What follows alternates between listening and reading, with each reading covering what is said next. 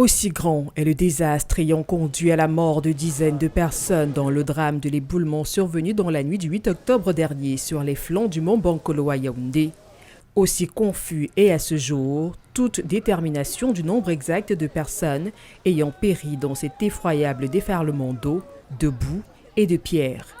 Car aussitôt accouru sur le site de la tragédie en compagnie de Célestine Ketcha-Cortez, sa collègue de l'habitat et du développement urbain, voici le premier bilan qu'en établissait alors Paul Atanganji, le ministre en charge de l'administration territoriale.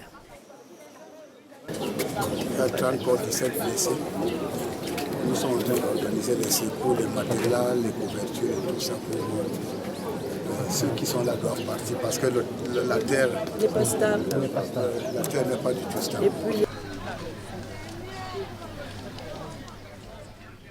30 morts donc, disait le ministre, à brûle-pourpoint, sur le fracas de ces vies brisées et de ces regards perdus. 30 morts d'un bilan originellement invérifiable qui sont subitement devenus, quelques jours plus tard, un nombre bien inférieur dans une voltige alors chahutée par les concernés. On ne peut pas évoquer ce sujet sans se rappeler de l'éboulement survenu au quartier Bankolo à Yaoundé dimanche dernier ayant causé la mort de 28 personnes, 3 disparus.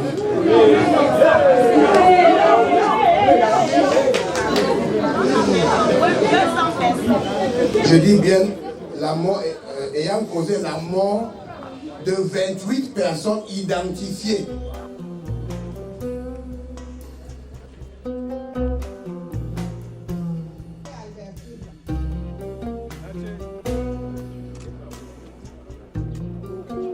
Façon de faire du yo-yo avec les chiffres en se jouant du malheur des humbles gens, sur une réalité que d'autres sur le terrain contestent depuis le tout premier jour de la catastrophe.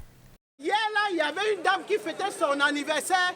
Tous ceux qui étaient dans la salle ont péri. Vous parlez de 11 morts ou de 13 morts.